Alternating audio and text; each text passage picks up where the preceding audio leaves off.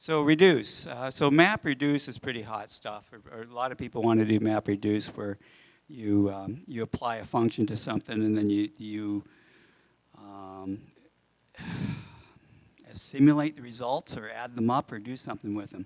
So a typical C++ 11 thing that came out was accumulate, that allowed you to, in order, go through and add up something in a table or an array or what have you. So reduce is an unordered accumulate. So it doesn't care which order it adds things up.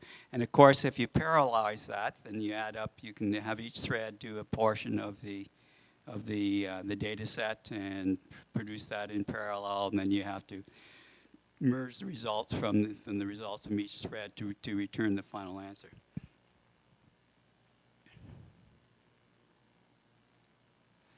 So if you just use a baseline accumulate, just to generate a reference of what you have, 353 milliseconds with Clang and 558 with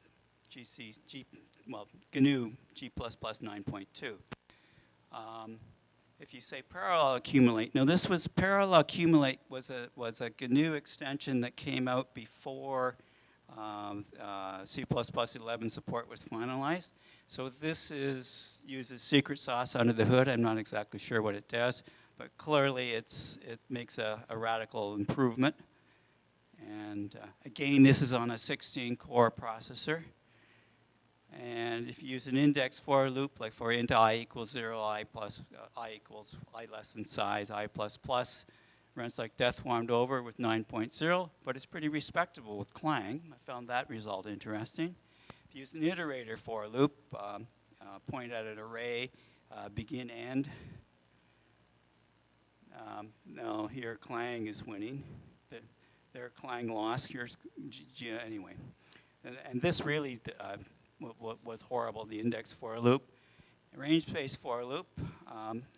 Interesting, the numbers are essentially the same for both implementations. So that tells me that the iterator, the range space for loop, under the hood are doing the same thing. So it translates your range space for into iterators, would be my assumption. I don't know that for a fact, but empirically we have evidence to suggest that is true. And if you want to be lazy and just say OMP parallel 4 in front of it, that's not a bad way of parallelizing your accumulate. And if you do it a second time, the reason I did it a second time is if OMP parallel 4 starts up a thread pool and leaves the threads alive, if the second time it executes, it expects to be quicker because it doesn't have to incur the overhead of starting the threads up for the thread pool. And similarly here, if you do your own DIY threaded index for loop and DIY threaded iterator for loop, you can see the times are respectable. And here is the C++ 17 reduce, which does the same thing. So standard execution sequential. There's the time. Not so hot. Standard execution parallel. It's pretty good. Here Clang wins. And if you say again, run it again a second time, surmising there might be a thread pool that left the threads alive, you'll see reduced standard execution par.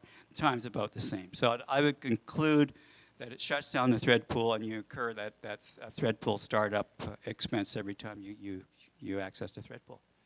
That's reduce. Any